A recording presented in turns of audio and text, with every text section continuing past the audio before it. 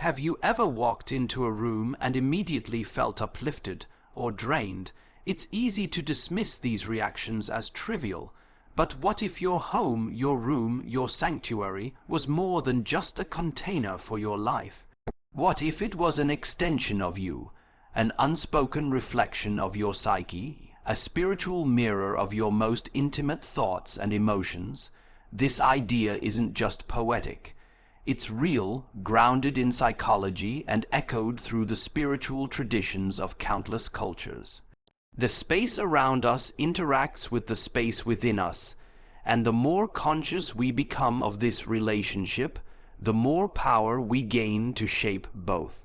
Today, we're going to explore the philosophy behind your living space, not just as architecture or design, but as a living, breathing representation of your inner world. And more importantly, we'll learn how to spiritually bless and transform your home, making it a center for peace, healing, and personal evolution. So if you've ever felt disconnected, weighed down, or stuck, maybe the answer isn't just within you. Maybe it's around you in your walls, your furniture, your forgotten corners. Let's begin the journey of reclaiming and awakening your space, and in doing so, reclaiming a part of yourself. The modern world has trained us to separate the material from the emotional, the physical from the psychological, but deep down we know this isn't true. We feel the mood of a room, we sense tension in clutter, calm in light. There's a reason you breathe easier in nature or why you crave order during times of chaos. Your environment affects you subtly but powerfully. Our homes are not just shelters. They are intimate landscapes where life happens, where we think, rest, argue, create, grieve, and dream. Every object we keep has a story. Every layout we choose reveals how we live and what we avoid. When life feels uncertain, we sometimes feel the urge to clean or rearrange furniture. That's not random. It's instinct. It's the psyche trying to reorder itself through the external world. Conversely, when we're overwhelmed, we may stop tending to our space. Dishes pile up, the floor gathers dust, rooms become stagnant. The house reflects our storm, but here's the secret. This relationship is not one way. Just as the mind shapes the home can shape the mind, and with the right intention, it becomes a tool for transformation. Think of your home as a metaphor for your internal structure. The most public spaces, the living room, the kitchen, these are like your conscious thoughts, the parts you present to the world.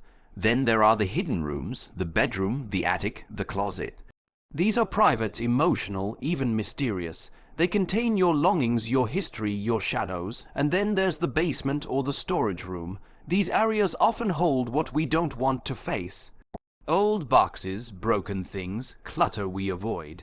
Spiritually, these may symbolize unresolved emotions, buried memories, or parts of ourselves we've exiled from awareness. When a home is disorganized, dimly lit, or overfilled, it can unconsciously anchor us in stagnation. But when a home is intentionally arranged with clarity and openness, it speaks to a mind that is centered and evolving. So how do we begin the journey of transforming our space, not just for aesthetic beauty, but for energetic balance? Transforming your home spiritually doesn't require belief in any particular tradition.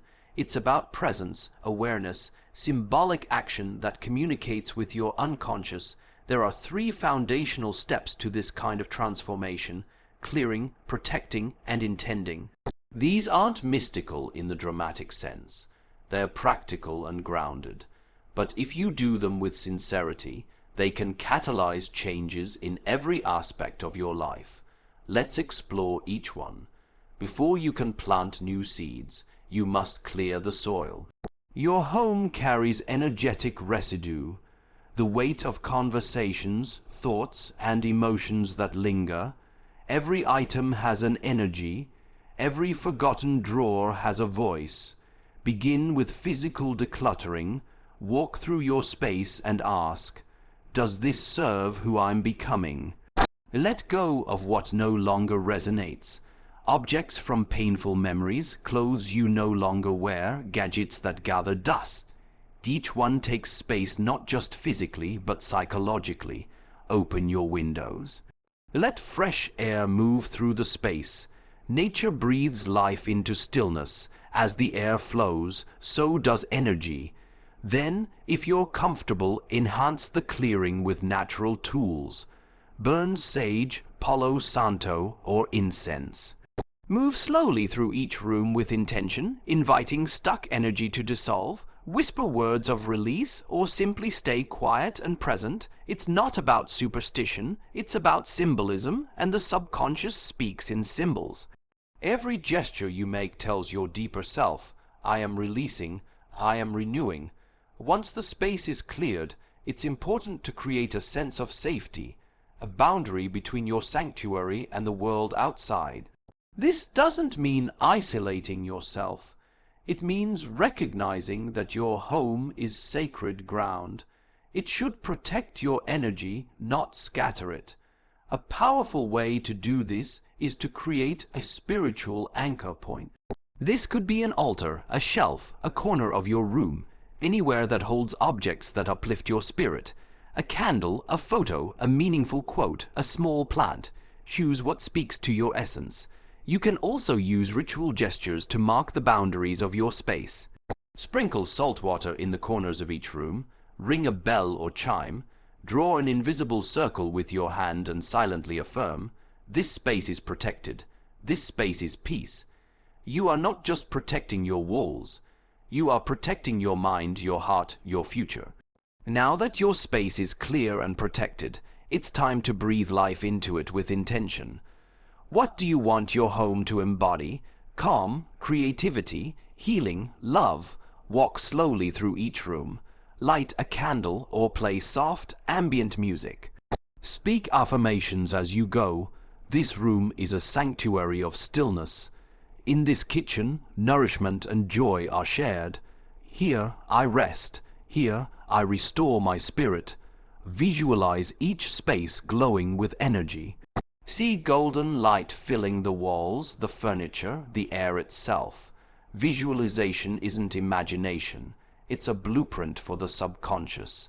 It tells your mind what kind of reality to build.